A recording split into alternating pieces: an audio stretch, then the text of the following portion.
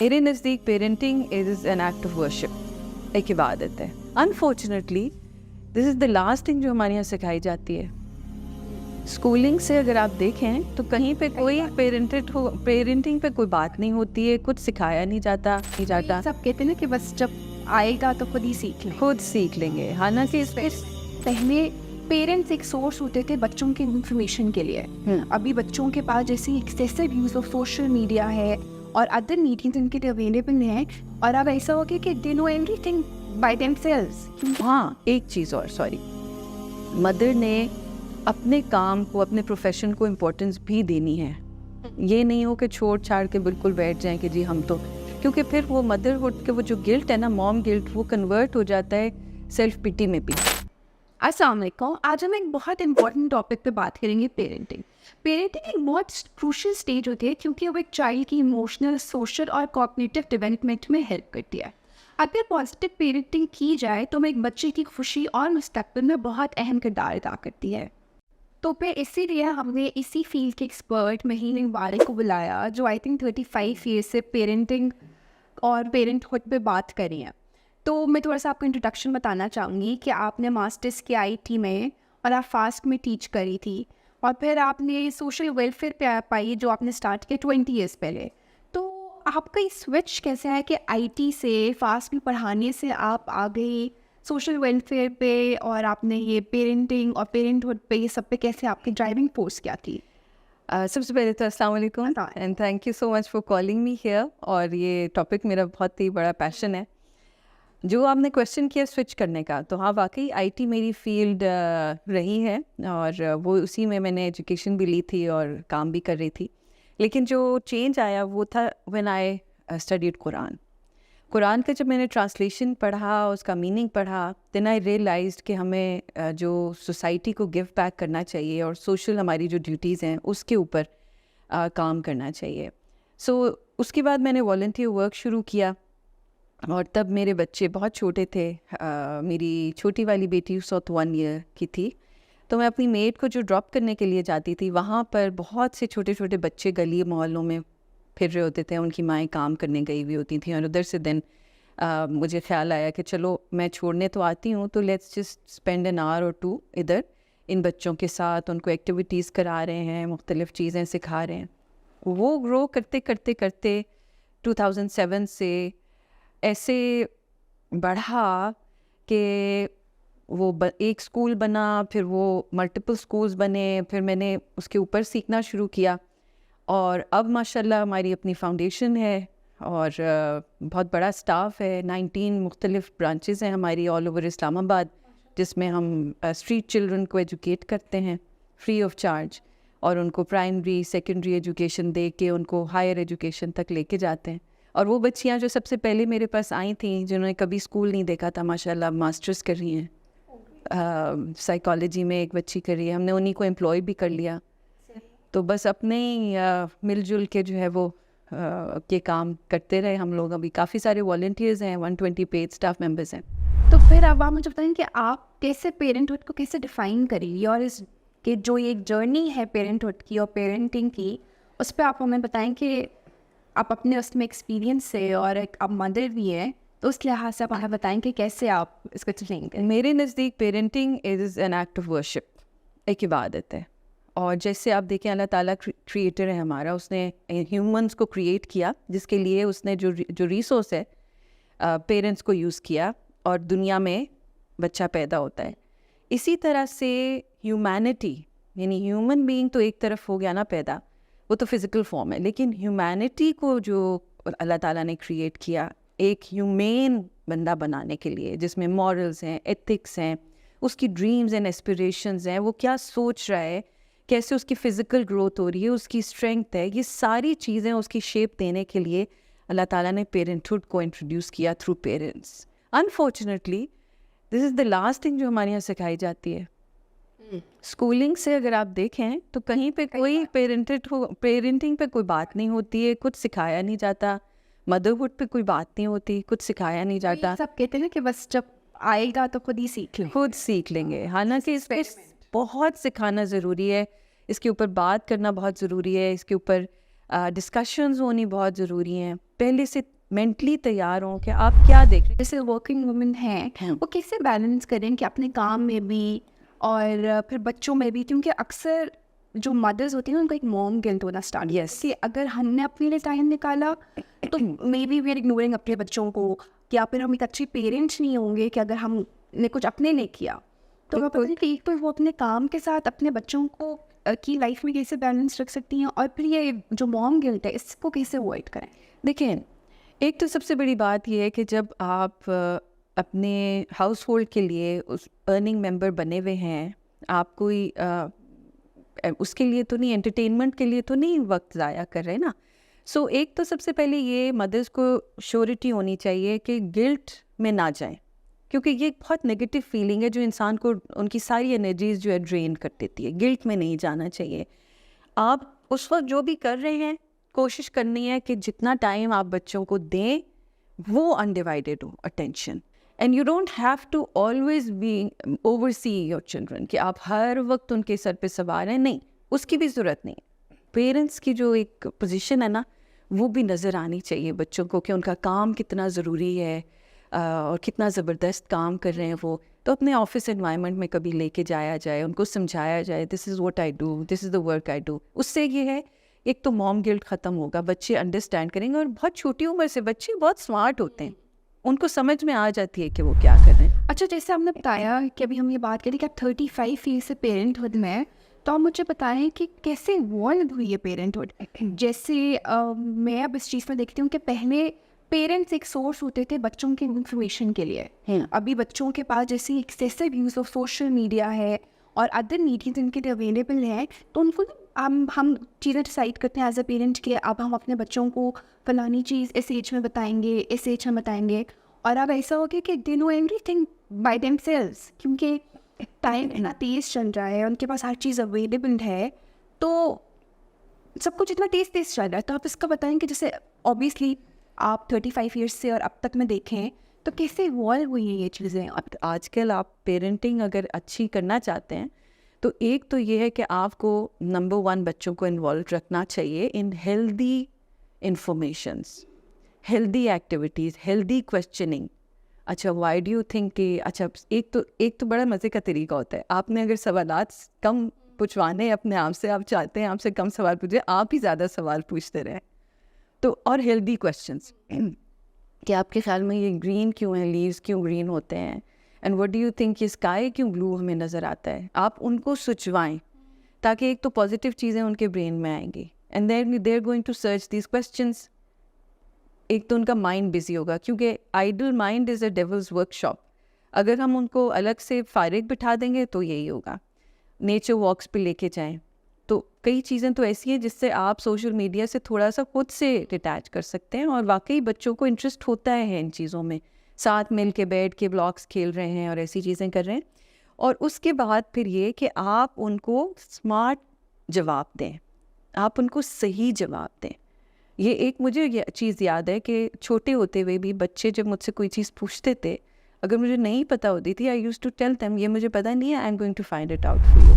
आप मुझे बताएं कि इट्स किसी बच्चे को रेज करने में या अच्छी ट्रेनिंग करने में क्या पनिशमेंट बहुत ज़रूरी है, क्योंकि हमारी सोसाइटी में लिंक किया जाता है कि एक आप स्ट्रिक्ट पेरेंट होंगे, आप पनिशमेंट देंगे तो ही आप एक बेहतर बच्चे को न्यू लाइफ दे रहे हैं। फिर अगर आप शुरू में सख्त हैं तो फिर आगे जाकर उसकी लाइफ ईजी होगी। तो मैं ये पूछना चाह रही हूँ कि क्या पनिशमेंट लिंक्ड अप है एक अच्छी परवरिश से। बहुत अच्छा सवाल है ये, और मैं अगेन ये कहूँगी कि इस वक्त चूँकि बहुत ज़्यादा सैचुरेशन है ना, बहुत एक्सट्रीम्स मिलती हैं आपको, तो पेरेंटहुड में भी, पेरेंटिंग में 2 एक्सट्रीम्स मिलती हैं। एक तरफ बहुत आपको स्ट्रिक्टनेस नज़र आएगी, यही जो आपने डिस्क्राइब किया, और दूसरी तरफ बिल्कुल लूज पेरेंटिंग जिसके अंदर बिल्कुल लोग कहते हैं हमने जी फ्रेंड्स बनना है, हमने हर तरह से खुश रखना है बच्चे को, जो उसको चाहिए उसको हर वक्त मिल जाना चाहिए।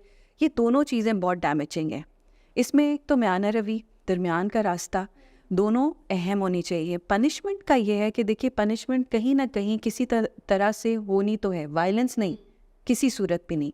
लेकिन अगर आपने मसलन बच्चे से कहा है कि तुम्हारी ये चीज़ ले ली जाएगी, तो फिर उससे ले ली जाए। अगर उसने वो गलती की है, फिर उसको ये पता हो कि अगर मेरे से ही गलती हुई तो मेरे ऊपर ये इन्फोर्स किया जाएगा। अगर मुझे टाइम आउट दिया जा रहा है तो फिर दिया जाए। अगर अम्मी ने मुझसे बात करनी छोड़ दी है तो वो छोड़ देंगी नहीं, और ऐसी पनिशमेंट होनी चाहिए जिससे उसको कुछ इफ़ेक्ट भी हो ना।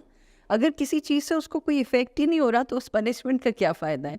और दूसरा ये कि जो वायलेंस है वो तो इवन इस्लाम में भी अलाउड नहीं है, आपको पता है, इट्स स्ट्रिक्टली प्रोहिबिटेड।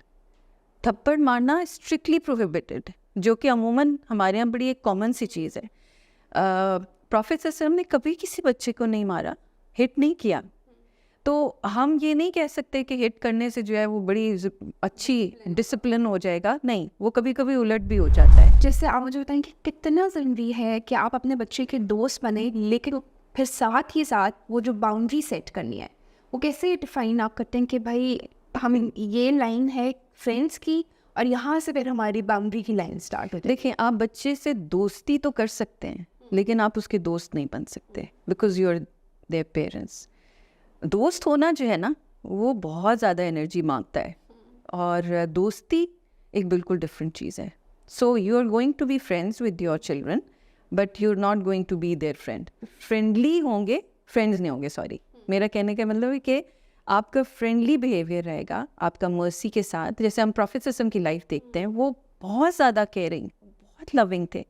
हर वक्त बच्चों को प्यार करना, उनको पैट करना, उनके माथे पे किस करना, अपने शोल्डर पे बिठाना, उनको खेलना उनके साथ, उनको अपनी राइड पे साथ बिठा लेना, ये सब चीज़ें जो है वो बच्चों के लिए बहुत ज़रूरी हैं। So being friendly with them.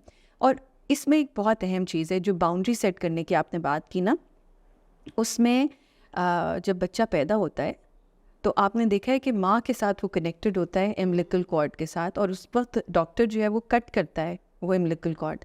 9 months बच्चे ने अपनी सारी न्यूट्रिशन उसके ज़रिए से मदर से ली है। लेकिन अगर वो ये कहें कि जी पैदा होने के बाद भी इसको कनेक्शन होना चाहिए, तो वो नहीं रह सकता ना, इन्फेक्ट हो जाएगा, उसकी लाइफ पूरी नहीं, वो ग्रो ही नहीं कर सकेगा।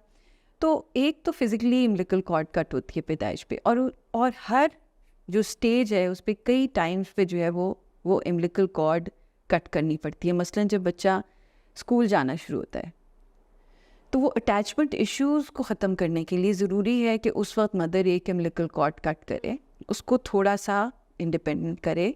हर वक्त वो टीचर के सर पे ना सवार है कि इसने लंच किया था या नहीं किया था, आप इसको स्पेशल अटेंशन क्यों नहीं दे रहे, आप इसको अलग से ट्रीट करें। वो बच्चा ग्रो नहीं कर सकेगा, उसके लिए वो सही नहीं रहेगा। फिर उसके बाद नेक्स्ट एम्बिलिकल कॉर्ड कट करनी है जबकि वो अपनी कॉलेज लाइफ में या प्रोफेशनल यूनिवर्सिटी लाइफ में एंटर करता है। उस वक्त अगर ये कॉर्ड कट नहीं की और हर वक्त हेलीकॉप्टर मॉम बन के रहे उसके ऊपर, या हेलीकॉप्टर पेरेंट्स, असाइनमेंट किए नहीं किए, अभी लंच खाया नहीं खाया, अब ये क्यों नहीं किया, अब इस वक्त क्यों नहीं आई यूनिवर्सिटी से वापस, अब तो ये चीज़ जो है वो उसको हिंडर करेगी, उसको ग्रो नहीं करने देगी। और उसके बाद फिर जब वो करियर शुरू होता है तब एक और एम्बिलिकल कॉर्ड आपने कॉन्शियसली कट करनी है कि नाउ दिस पर्सन, मेरा बच्चा जो है ये एक इंडिपेंडेंट अर्निंग मेंबर हो रहा है, अब इसको लेट देम स्पेंड जहाँ पे ये चाह रहे हैं। हर वक्त उसका हिसाब किताब लेते रहें कि इस पे क्यों इतना खर्चा कर दिया, अब ये क्यों करने के लिए चले गए, इस वक्त क्यों सो गए हो, इतनी लेट क्यों घर वापस आ रहे हो, ये सब चीज़। फिर उसके बाद अगली एम्बिलिकल कॉर्ड कब कट होगी, शादी के ऊपर। अब जब वहाँ पर नहीं कट होती ना तो बड़ा टॉक्सिक रिलेशनशिप हो जाता है। फिर वो मदर जो है, अगर उसको यही लगता है हाय मेरा बेटा, हाय मेरा बच्चा, हाय मेरी बच्ची, हर वक्त उनसे फ़ोन पे बात कर रहे हैं, हर वक्त उनको उनकी फैमिली के अंदर, तो वो भी बहुत ख़तरनाक हो जाता है। अब वो भी कट करना पेरेंट्स का काम है कि उसको डिफरेंट उसको वो किया जाए ना। और फिर जब उनके अपने बच्चे होते हैं तो, और इसमें एक और अहम बात ये है कि आपने बिज़नेस किया है, अगर आप अंदर पैसे डालेंगे तो आपको पैसा मिलेगा। The same goes for everything. अगर आप चाहते हैं कि आपसे मोहब्बत की जाए मसलन ओल्ड एज में, तो छोटे होते हुए आपको भी बच्चों से मोहब्बत देनी है। अगर आप रिस्पेक्ट चाहते हैं तो आपको रिस्पेक्ट देनी होगी। एक बड़ा अहम सवाल मैं आपसे करूँगी कि एसडीसी सोसाइटी और पेरेंट्स हमारे लिए एक बड़ा मुश्किल होता है अपना लव एक्सप्रेस करना, तो इस पे आप मुझे बताएं कि एक्सप्रेशन ऑफ लव पे पेरेंट्स कैसे थोड़ा ज़्यादा उस चीज़ में वोकल हो सकते हैं, और एक कहीं ना कहीं एक बाउंड्री और एक गैप होता है कि आप अपने बच्चों से उसी तरह खुल के एक्सप्रेस नहीं कर पा रहे होते। देखिए जो उनकी एज है ना जिसमें वो 7 years तक होते हैं, तब तो उनको बहुत ज़्यादा ज़रूरत होती है क्लिंगिंग की, हग करने की, आप उनको किस करें, बोसा दें। और इसमें मज़े की एक रिसर्च मैंने पढ़ी थी, जो मेरे बच्चे मुझे बहुत कोट करते हैं। वो ये कहते हैं कि एक हेल्दी ह्यूमन बीइंग के लिए, मेंटल हेल्थ के लिए, एक दिन में जो है वो कम से कम 20 हग्स चाहिए होते हैं ना। तो ये है कि बच्चों को छोटी उम्र में तो मिलना ही चाहिए, और पेरेंट्स डेफिनेटली उनको एक्सप्रेस करें, और बड़ी उम्र में जाके भी ये बहुत ज़रूरी है, और सीरा में भी हमें ये मिलता है। जैसे आपने बोला कि हज़रत सल्लम कैसे अपना शो करते थे, तो हमारा यही है कि मदर्स तो हमेशा से एक्सप्रेसिव होती हैं, फादर्स का ना एक एक्सप्रेस का बड़ा एक अलग सा तरीका होता है। वो उस तरह आपको प्यार नहीं करेंगे, बताएंगे नहीं, बहुत डिफरेंट चीज़ों से अपना एक्सप्रेस कर देंगे। हाँ, तो यही बात है कि अगर हम अपने इस्लाम और उससे देखें कि आप कैसे अपना एक्सप्रेशन ऑफ लव शो कर सकते हैं, तो ये देखिए प्रॉफिट सल्लम खुद फादर थे, एक लीडर थे। आप देखें उनकी लाइफ में क्या कुछ नहीं हो रहा था, प्रॉफिटहुड, फिर बैटल्स भी हो रही हैं, फिर उसके बाद वो मतलब पॉलिटिकली देखिए ना वो फूड आ रहे हैं, वो he was a very busy personality. लेकिन उस सब के बीच में वो बच्चों के साथ जिस तरह से टाइम निकालते थे और उनको प्यार करते थे। एक दफ़ा वो बच्चों को बोसा दे रहे थे और मोहब्बत का इजहार कर रहे थे, तो एक शख्स वहाँ पे बैठा हुआ था, कहता है कि आप बच्चों से मोहब्बत करते हैं? मेरे तो 10 बच्चे हैं, मैंने तो कभी किसी को प्यार नहीं किया, किसी को बोसा नहीं दिया। तो प्रॉफिट सल्लल्लाहु अलैहि वसल्लम ने फरमाया कि अगर अल्लाह ताला ने तुम्हारे दिल से मोहब्बत निकाल दी है तो इसमें मैं क्या कर सकता हूँ। इसी तरह एक और कबीले का सरदार था, उसने भी ऐसा ही चीज़ पूछी थी। तो प्रॉफिट सल्लल्लाहु अलैहि वसल्लम ने उससे फरमाया कि अगर जो शख्स दूसरों पे रहम नहीं करता तो अल्लाह ताला उस पे रहम नहीं करता। यानी बच्चों को मर्सी शो करना और उसको एक्सप्रेस करना इतना ज़्यादा ज़रूरी है। और फिर प्रॉफिट सल्लल्लाहु अलैहि वसल्लम की लाइफ से हमें ये नज़र आता है, even being at such an important position. अब आप देखिए कि उनकी जो गैदरिंग्स थी वो बड़ी इंपॉर्टेंट थी, गैदरिंग्स थी नॉलेज की या कुछ, उसमें भी वो बच्चों को इम्पोर्टेंस देते थे। एक दफ़ा मुआविया बिन कुर्रा रज़ी अल्लाह ताला फरमाते हैं कि उनके वालिद ने उनको बताया कि नबी सल्लल्लाहु अलैहि वसल्लम एक ग्रोह के साथ बैठे हुए थे कि एक शख्स आया और उनके साथ एक छोटा बच्चा था, तो उन्होंने उसको पीछे से आगे की तरफ अपने पास बिठा दिया।